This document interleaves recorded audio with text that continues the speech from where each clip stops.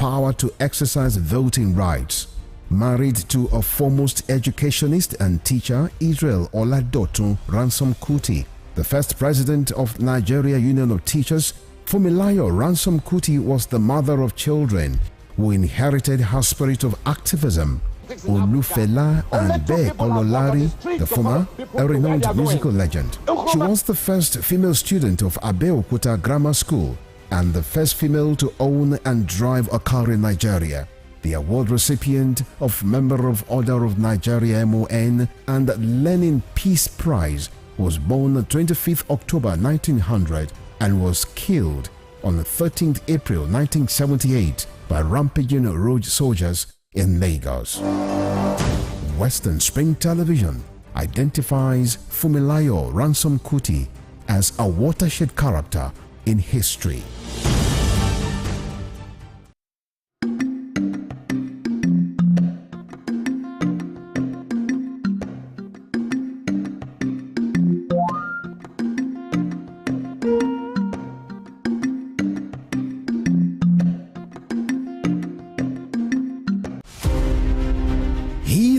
Olayinka Herbert Macaulay, politician, nationalist and journalist, was the first Nigerian to qualify as a civil engineer, surveyor and architect.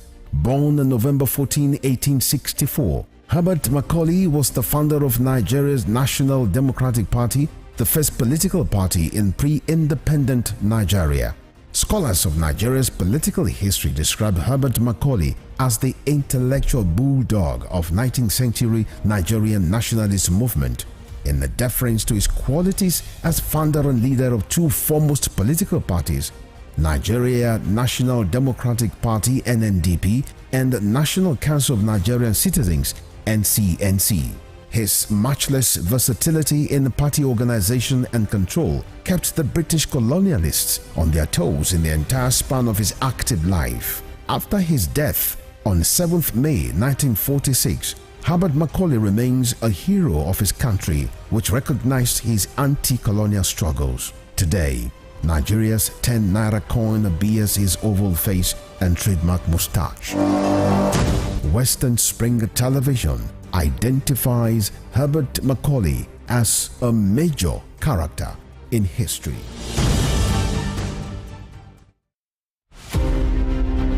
Kiriji War, also known as Ekiti-Parappa War, was waged among Yoruba main ethnic groups which emerged from the ruins of the falling Oyo Empire that were desperate to replace the awesome powers hitherto wielded by the Alaafin of Oyo. The Kiriji War is defined as a conflict of confederacy and unitary political system championed by Yorubas of different socio-economic and political interests. The Ibadan military aristocrats felt they deserved a dominant position for saving Yoruba land from being totally submerged by the Fulanis by their victory in Osogbo War of 1840 and Ijaye War of 1862. Kiriji War, that took its name from the booming motor sounds of European arms, festered for so long because the Industrial Revolution in Europe provoked high standards of slaves. The 16-year Civil War also caused the emergence of new powerful kingdoms like Ibadan and the rise of powerful personalities like Oluyole, Ogunmola, Kuromi, Latosha, Shodeke, Fabumi and Ogedengbe. One of the fallouts of Kiriji War was the birth of creative political and leadership structure in Yoruba land that was a blend of federalism and the autocratic monarchical system. Western Spring Television identifies Kiriji War as a watershed event.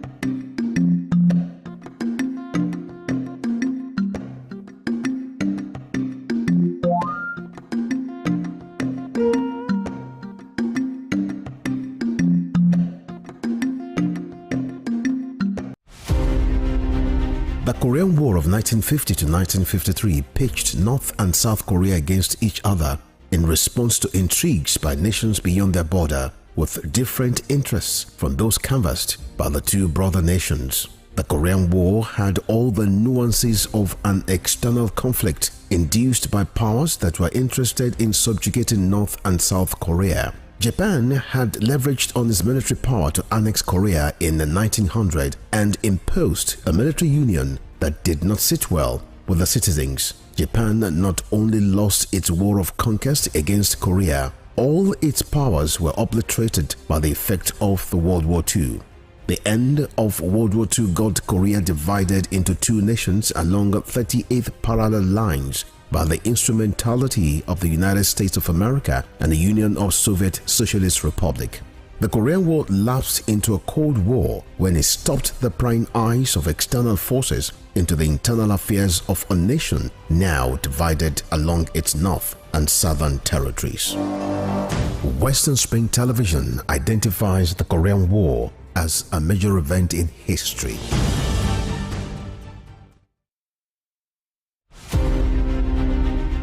Samuel Ladoke Akintola was a frontal figure in the historical moves that birthed an independent Nigeria from colonial Britain. As a freedom activist, he deployed his wits, energy, intellect and oratory skills to prepare the grounds for constitutional talks that eventually culminated in the country's independence in 1960. The 13th Ààrẹ Ọ̀nà Kakanfò of Yoruba land cut his teeth as a politician when he became a foundation member of Action Group, the dominant political party in the Western region, and was elected the party's parliamentary leader of opposition at the Federal House of Representatives. The crisis in the Action Group, which pitched Samuel Ladoke Akintola against his leader, was not only a sore point in his colorful political life, but a reversal of gains which characterized the exemplary leadership of Awolowo Akintola premiership. 23 years after his death, Oyo State University of Technology Ogbomosho was renamed Samuel Ladoke Akintola University of Technology to keep his memory alive. Western Spring Television identifies Samuel Ladoke Akintola as a major character in history. Born 16th September 1923, named Harry Lee Kwan and known as Lee Kuan Yew, he was often addressed by his initials of LKY. Lee Kuan Yew was a barrister and the first Prime Minister of Singapore between 1959 and 1990. Educated at Raffles Institution from 1936 to 1940 and the Fitzwilliam House between 1947 and 1949, Lee Kuan Yew established a highly effective and anti-corrupt governance system that midwifed the transformation of Singapore into a high net worth income economy within a generation. He never hid his exception to Western mode democratic ideal, which he believed had not assisted developing nations to attain good government. Before his death on 23 March 2015, the People's Action Party, which he founded, had used his political influence to establish the United World College of Southeast Asia to expand his economic ideas among countries that constitute the Asian Tiger. Western Spring Television identifies Lee Kuan Yew as a major character in history.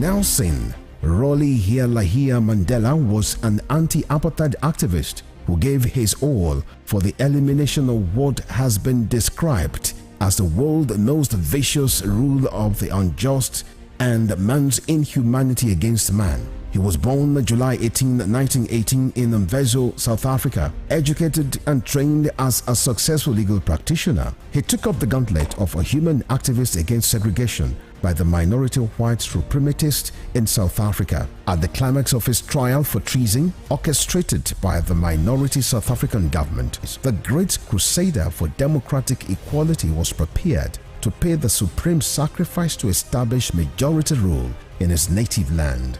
He told white jurists that if achieving freedom for his people was worth his life, he was prepared to die. Nelson Mandela spent 27 years in Robben Island, described as the most notorious prison in the world. It was from this same prison that he came out as a free man to assume office as South Africa's first black president in 1994.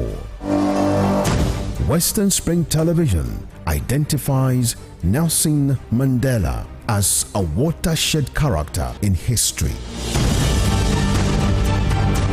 Sports is a culture on its own.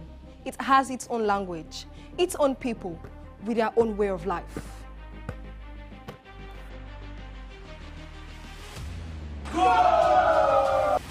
The world of sports is never void of actions, stories, dramas, and scandals. I guess you need a sports show that can walk the walk and talk the talk. On this show, we answer all your sporting questions. The whens, the whys, the wheres, and even the what ifs. Sports Spring is that show that will give you that new lease of life you've been looking for in sport journalism. Join me, Joseph ATEWEH, And your sports Amazon, NENGI-ERNEST. on this station, Western Spring Television, channel 190, only on Star Times. Let's talk sports. Let's speak the most universal language.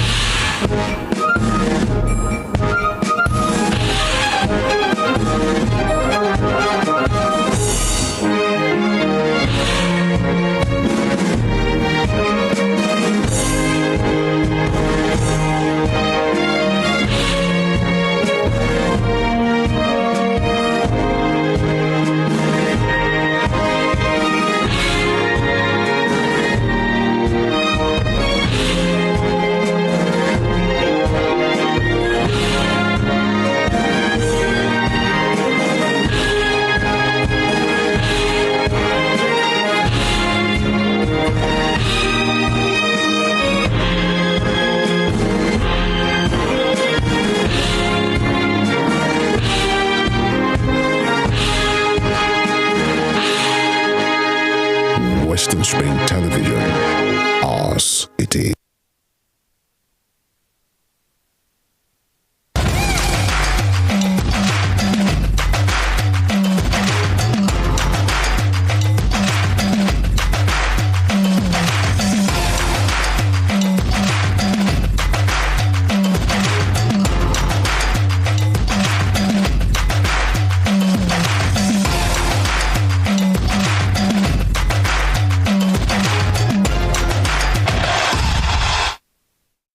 In the next 24 hours, the Super Eagles camp will be opening, and it means that the guys will be trooping in to get set for the last game. That's the last group qualifier game against Sao Tome and Principe before the draws will be held properly in Abidjan, Côte d'Ivoire. And I'm talking about the African Cup of Nations. My name is Joseph ATEWEH, saying good morning. And I am NENGI-ERNEST at Demola. Thanks for joining us on the Tuesday edition of Sports Spring on Western Spring Television. A whole lot for us to tick on our bucket list as it concerns stories making the rounds in the world of sports. Do not forget that the US Open is still up and running. Ons Jabeur finally out of the US Open. Likewise, Jack Draper, the very last Briton standing, is also out of the US Open. Aside from that, we'll bring you more stories coming from the world of unlimited sports as it concerns Nigeria and also as it is happening internationally. Now, all of this and more is what we'll be dishing out to you this morning, but definitely we're starting from the Super Eagles as all is glaring and gearing towards Wednesday camp opening for Sunday fixture against Sao Tome and Principe. And now we understand that the Super Eagles will open camp on Wednesday, the 6th of September, for the 2023 African Cup of Nations. They qualify against Sao Tome and Principe this weekend. This was announced on the Super Eagles X-handle on Monday. The Eagles will host Sao Tome on Sunday, September 10, inside the Goswell Akpabio International Stadium in Uyo, Akwa Ibom State. Now on Sunday, names of the 23-man squad for the game against Sao Tome was unveiled.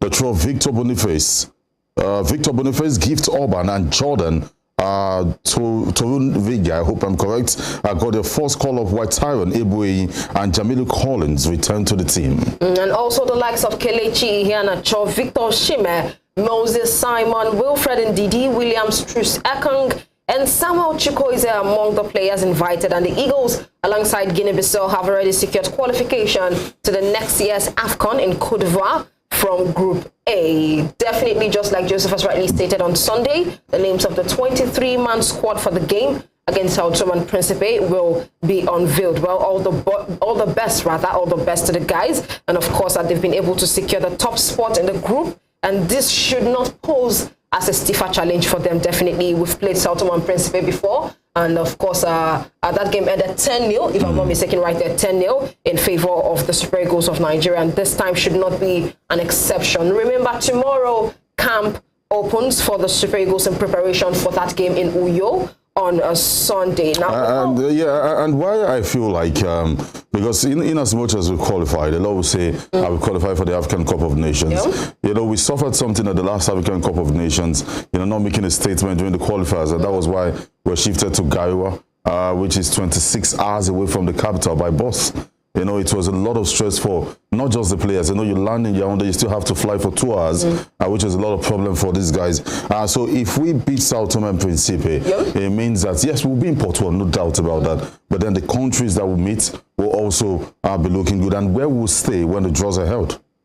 Absolutely. Now let's get on forward and talk about the Super Falcons of Nigeria. Recall yesterday we brought you news about the fact that Jose Peseiro has accepted a $10,000 pay cut, which means that from the $70,000 he was earning, he's now going to be earning $60,000 because he accepted $10,000 pay cut. And the semi-finals of the AFCON is now the new target that has been set for Jose Peseiro, and we do hope that will get there and possibly surpass that in the AFCON, which will be holding January 2024 in Ivory Coast. Aside that, we also know that the Super Falcons definitely, Randy Waldrom's time is expired, and we'll see how things pans out to be for him, but let's give you update as it concerns that. Now, former Super Falcons coaches Godwin Izilian and Edwin Okon has charged the Nigerian Football Federation, that's the NFF, to throw open the position of manager for the Super Falcons. Izilian said the issue of getting a quality coach for the Super Falcons should be made open to avoid getting the wrong hands to handle the women's team. He stated that the Falcons need an experienced coach to transform the team. And in his words, and I quote, he said, "It is better the NFF throws the Falcons job open to avoid domestic coaches complaining after the body picks who they want to handle the team." This was according to his words. And he also stated that it is clear the Super Falcons could not beat England in the quarterfinal at the last World Cup due to cluelessness on the part of the coach, especially when their opponent was one player down. He also stated, he talked about a whole lot of things as it concerns the Super Falcons. He also stated that the NFF at this point needs to do a serious screening to get the right coach for the Falcons, because the team needs serious overhauling, and this is not time a group of people will pick coach of their choice without adequate screening. We need to get an experienced coach to handle the girls' end of court. And he also did state about the fact that he's interested in coaching the Super Falcons if the job is open for application. Well, you have just come out straight and say he needs the job. I'm trying to say, I'm a fan of indigenous coach, no doubt about that. As a matter of fact, I'll be having, is it the 32nd or 34th edition of the African Cup of Nations? I can strongly tell you here, the 34th, I can strongly tell you here that at least 18 to 19 of the competitions have been won by local coaches. Remember Egypt when they did it 3 times in a row? Local coaches, yes, I'm a fan. I mean, the last time we won the African Cup of Nations was done by a local coach, Stephen Keshi, who died is it a year or months later after he won the African Cup of Nations for Nigeria. But where am I driving at is that if you look at the Super Falcons and the way they played at the World Cup, they were just unlucky. And Randy Waldrom has shown that he's a no-nonsense coach. You know, went head-to-head with the NFF days before the competition, stood his ground, and made a statement, and that was why they said no. They were waiting for him to flop. You know, even in my analysis before the game, I told you that the Super Falcons weren't going to escape from that group, but they did. So, I mean, let him continue. There is nothing. I mean, he has done nothing wrong. For the first time in a long time, we're being ranked among the top 10 teams in the world.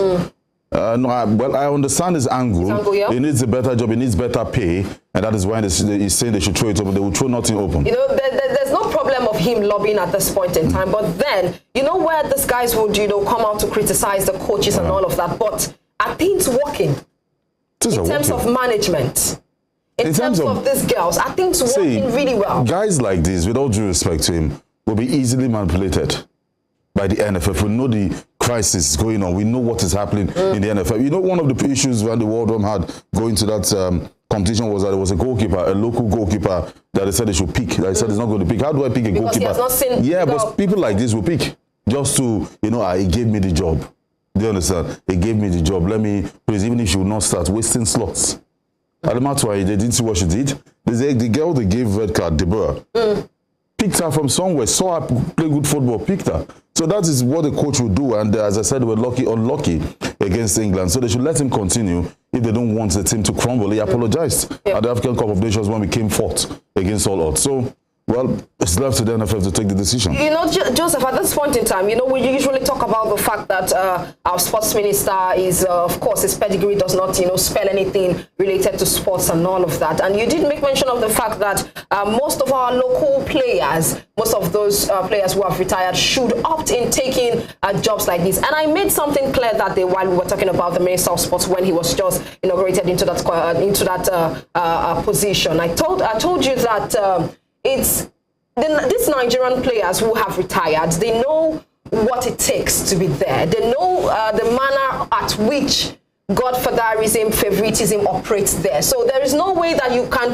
tell them to pick somebody and they would not pick at that point in time. So there's just a whole lot of things, a whole lot of factors surrounding the Ministry of Sports. Not just that, but of course the local scene, and of course seeing how they can screen coaches. There's just a whole lot happening. That is why I feel like Nigerians at this point, retired players at this point, wouldn't even want to go near there, because some of those things would stand to happen and they wouldn't have any choice much more than to choose. But then, this man is coming out straight. He's saying that if it is going to be made open, he wants the job. I understand. You see, if you're a minister, it's different from being a coach. If you're a minister, you are to implement things. You are to get funds. You are to make things work. I mean, you know what the players need. You know what athletes need. Because even as a coach, no, I'm coming. You're once there. That's the minister. Yours is to get the money from the federal government and use it for the right reason. Do you understand? It's none of your business with the players how to select them. The national team have qualified for the World Cup. The Minister of Sport has given them the assurance he will support them. He's only to get funds from the federal government and ensure everything works. But for the coaches, they will be the ones to select players. It's a different ballgame. But I understand your angle that they can easily be compromised too. But every of the one, even the NO, there's no be friend, be the Tinubu will put that there. It's normal. So it's Nigeria World Cup. Because of time, we need to run through. Absolutely. Now let's get in and talk about the NNL. Now the management of Kogi United has secured the services of former Apex Crane manager Coach Yusuf Saliu as the new chief coach, while promoting Coach Chidi Orji to the position of technical advisor of the club. Now, in a brief ceremony at the office of the chairman of the club, situated inside the glass house of Kogi State Government, House, Lokoja, the chairman, Honorable Abdul Malik Isa, welcomed the new coach and urged him to bring his wealth of experience to bear on the club, saying his track records and where he has worked before speaks volume, and that's why he was appointed. Now, the team manager of Kogi United FC, Malam Tijani Ibrahim, said Coach Yusuf Saliu was appointed from a long list of coaches because of his discipline as someone with military experience and his knowledge of the Nigerian football terrain. He said one basic ingredient that brings results to an organization is absolute discipline, which he believes the new coach can bring into the team off and on the field.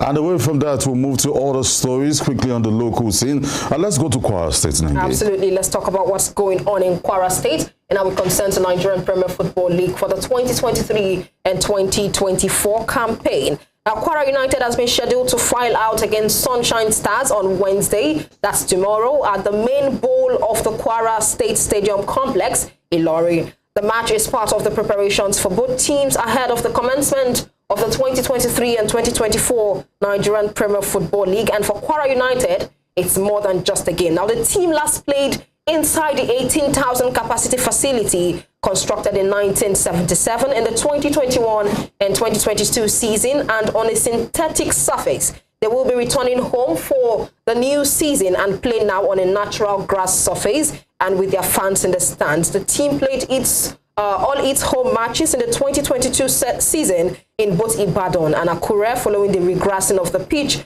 which was being bankrolled by Barrister AU and Mustafa. So definitely Kwara United will be getting back to home ground after the resurfacing of their pitch.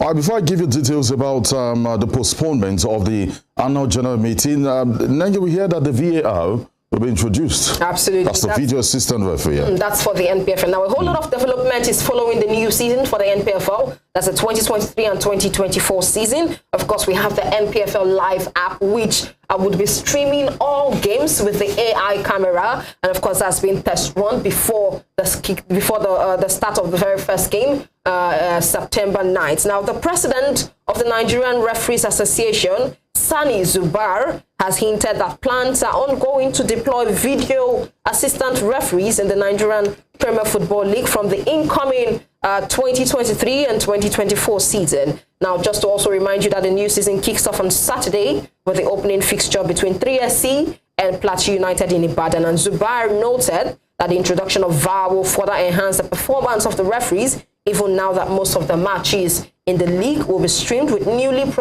procured AI cameras. Let's let you know that the management of Nigerian National League, the NNL, has announced the postponement of its annual General Assembly, earlier scheduled to hold on Thursday, the 7th of September. In a release issued by the NNL, the Chief Operating Officer, Emmanuel Adesonya, said the postponement became necessary due to some logistic reasons, which he noted made it imperative for the AGM to be moved forward.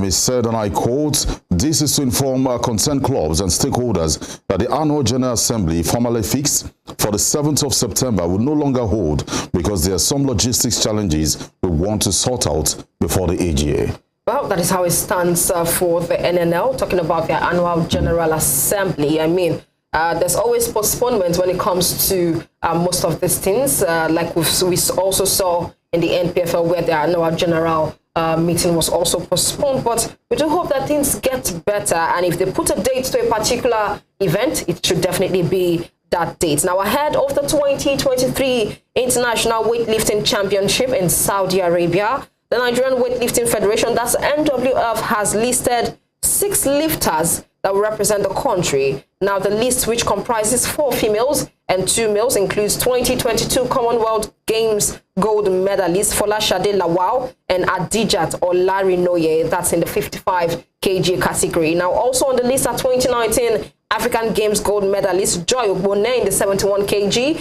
and multiple national champion Ruth Ayodele. The duo of Commonwealth Games bronze medalist Edidion Umofia and the 2019 All-African Games silver medalist Desmond Akano are the males also listed in the list. 117 countries with 719 lifters made up of 365 men and 354 women will be competing for honors in Riyadh, Saudi Arabia. We wish the Weightlifting Federation all the best. Definitely we've come to see that they perform very well whenever it comes to international competitions, so this would not be any exception.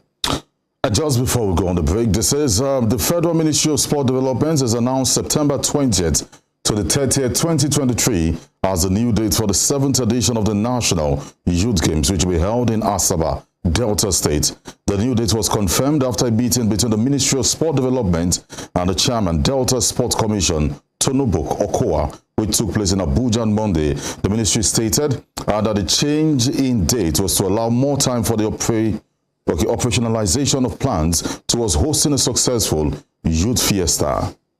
Well, it added that the games will serve as a precursor to celebrate the nation's 63rd independence anniversary, which will be marked on October 1st, 2023. Now, did he talk about plans towards hosting a successful youth games fiesta? And I hope that this time around we'll be seeing young stars in the game and not grandmothers. Definitely. You're still watching Sports Spring on Western Spring Television. We'll go for a quick break at this point. Give you some of the highlights of matches played on Sunday and on Saturday. We couldn't show all of them yesterday. Give you some of these highlights. And when we come back, we're talking about the Spanish team and the is it the, what's it right now? The brouhaha, what do they call it? The crisis rocking the FA in regards to the kiss the FA president gave Jenny Amoso. And of course, all the stories making headlines. We'll be back.